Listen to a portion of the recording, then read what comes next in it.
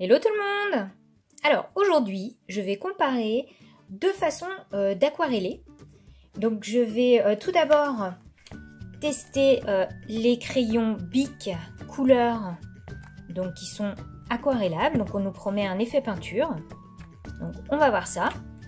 Et en parallèle, on va tester également les Stabilo Pen 68. Je vais les utiliser d'une manière un petit peu différente de ce que je fais d'habitude.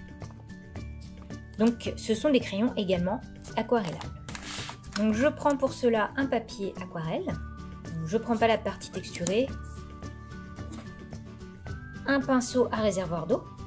Et on va commencer par les crayons de couleur aquarellables.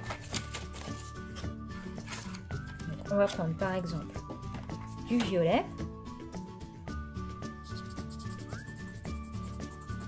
Donc on applique la couleur. Je vais appliquer plusieurs couleurs.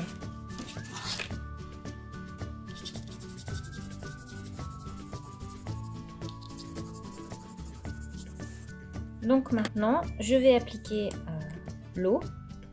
Donc je vais faire d'abord les mêmes couleurs et ensuite je nettoierai mon pinceau entre chaque.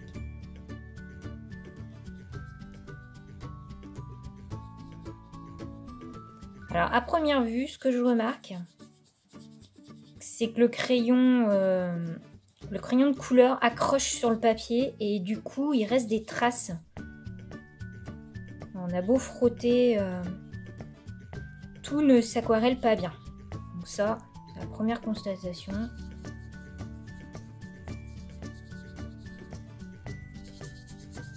Donc ça aquarelle quand même puisque la couleur se diffuse. Mais c'est un petit peu dommage qu'on voit les traits dessous. Donc voilà ce que ça donne. Franchement, c'est...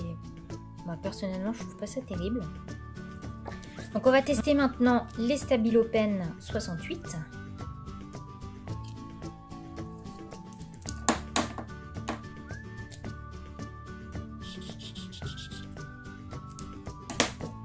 Donc là, je suis obligée de faire couleur par couleur pour éviter que ça sèche puisqu'on est quand même sur du feutre.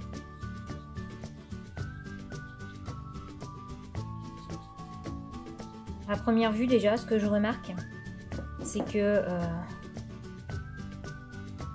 la couleur se fond très très bien avec l'eau. Les couleurs se mixent très bien entre elles.